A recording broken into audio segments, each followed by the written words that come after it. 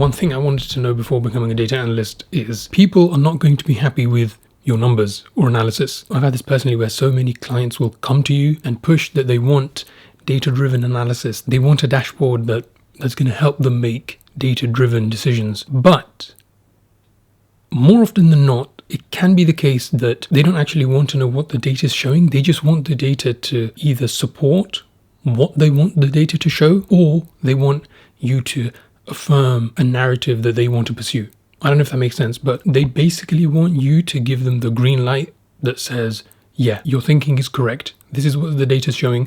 Go ahead and implement it. For example, I was talking to an insurance company and they were thinking of introducing a new suite of products, a new suite of insurance products. They'd done some analysis in the past which showed that if they introduced those suite of products, they'd have a marginal increase in their net revenue and profits. And ultimately what they'd be able to do is market those products as tech-enabled, AI-enabled, and that would multiply their EBITDA by a certain multiplier, right?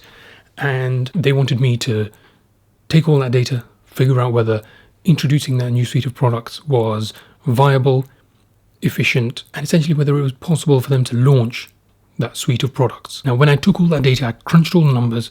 Ty, I would like you to crunch those numbers again. They would have to hire 2 separate teams to be able to manage that suite of products. So it would take a larger upfront investment than they were prepared to make. I took into account previous companies and firms and consultancies that had already introduced similar products within their product line. And in all those cases, all the cases that were successful, they hired multiple teams to manage that suite of products, the new suite of products. The regulation for those products was so heavy you needed a separate team to be able to manage those products. And in the cases where they failed, there was no manpower put to use when those new lines of products were introduced. Those case studies previously showed you need to hire at the minimum 2 specialist teams to be able to oversee delivery of those products and implementation. But they weren't prepared to make that initial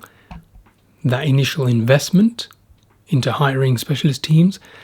And I remember them pushing me to say, well, if we do this, if we divert resources from here to here, if we try and make up resources from here, if we launch the products and then 8 months down the line or a year down the line, we then hire one team, maybe that could work. Essentially what they wanted me to give them the green light to say, yeah, go ahead, great, launch that suite of products and multiply your EBITDA, increase your profit, whatever. That's what they wanted. They wanted me to give them the green light. They didn't want to hear what exactly the data was showing, which was that with the current resource that they had, allocation would be damn near impossible. And that suite of products would ultimately fail, which had happened in previous case studies as well. And I've actually had many, many cases where clients want the data to show a specific outcome. And if it shows different, then you will get pushback where they'll kind of say, well, did you do this correctly? Or what if we do this way? Or what if we try this way? And there's a process of you having to explaining to them the process you took, explaining to them how you did your best to try and find creative solutions. And essentially the analysis is showing this. There's an aspect of being able to communicate findings to a client who ultimately doesn't want to hear those findings. They want to hear something completely different. And I was actually in an interview where they asked me, it was for a senior data analyst position, they asked me, how would you go about explaining data to a client that shows something they don't want to hear?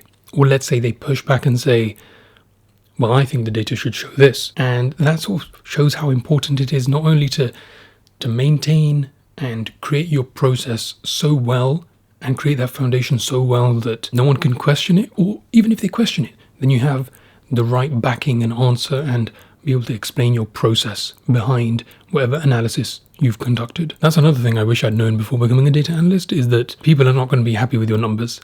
They're going to want a certain narrative. They're going to almost want the data to show what they think they want to see.